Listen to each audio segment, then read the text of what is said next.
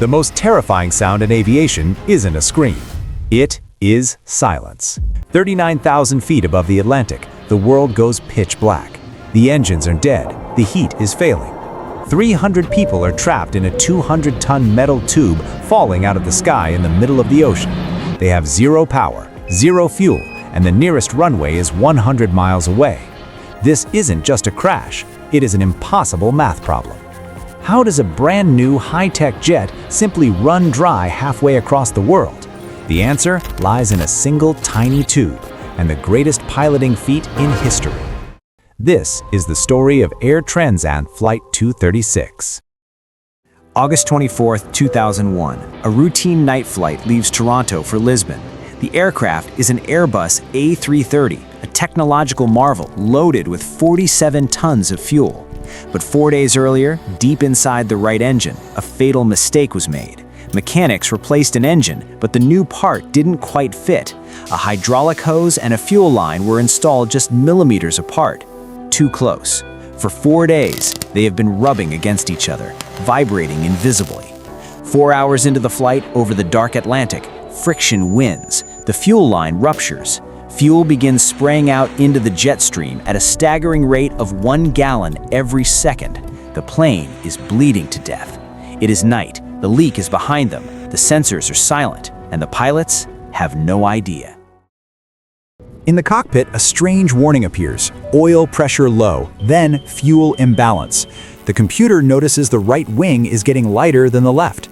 The crew faces a critical choice. In the captain's seat is Robert Pichet. He is 48 years old, a rugged veteran with nearly 17,000 hours of flight time. Pichet is not your typical airline pilot. He is an old-school bush pilot. He learned to fly in the rough wilderness, where instincts matter more than manuals. Beside him is First Officer Dirk de Jager, 28 years old. He is younger, by the book, and disciplined. Trusting his instincts over the computer, Pichet suspects a sensor glitch. He decides to open the crossfeed valve to rebalance the tanks. But today, his instinct is wrong. By opening the valve, they unknowingly pump all their remaining good fuel from the left tank straight into the leak on the right. They are feeding the leak.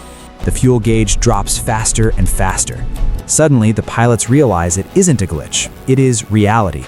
They are 100 miles from land, and the tanks are running dry. At 6:13 a.m., the right engine sputters and dies. The pilots declare a mayday. They divert to the only piece of land in the ocean, Lay's Fields in the Azores. Pichet demands maximum thrust from the single remaining engine. He needs altitude. He needs to climb. But 13 minutes later, the unthinkable happens. The left engine flames out. The silence is deafening.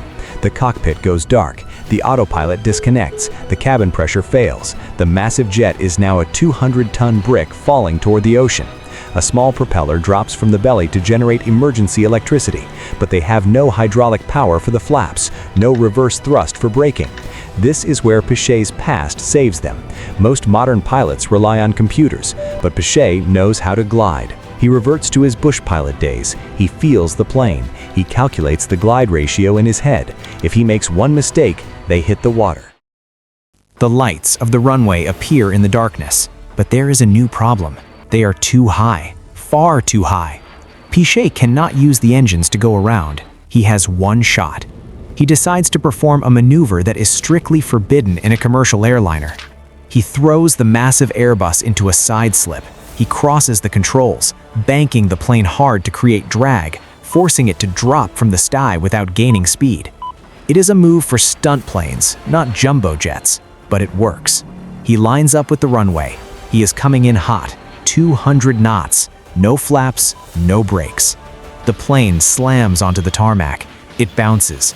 8 of the 12 tires blow out instantly. Metal grinds against concrete. Sparks shower the runway. The gear catches fire, but the friction works. The plane skids to a halt just feet from the end of the runway. The emergency slides deploy. 306 people scramble out onto the tarmac. 306 souls on board. 306 survivors. Captain Pichet is hailed as a hero. He has just performed the longest glide in aviation history, over 75 miles without engines. But the investigation reveals a complicated truth. The pilots saved the plane, but they also put it in danger. By ignoring the leak and opening the crossfeed valve, they turned a minor problem into a near disaster. Yet, when the engines failed, experience took over. The computer couldn't land that plane, only a bush pilot could. Air Transat 236 is a lesson in the fragility of flight. A tiny rubbed pipe almost killed 300 people. But it is also a testament to survival. When the technology died, the pilot lived.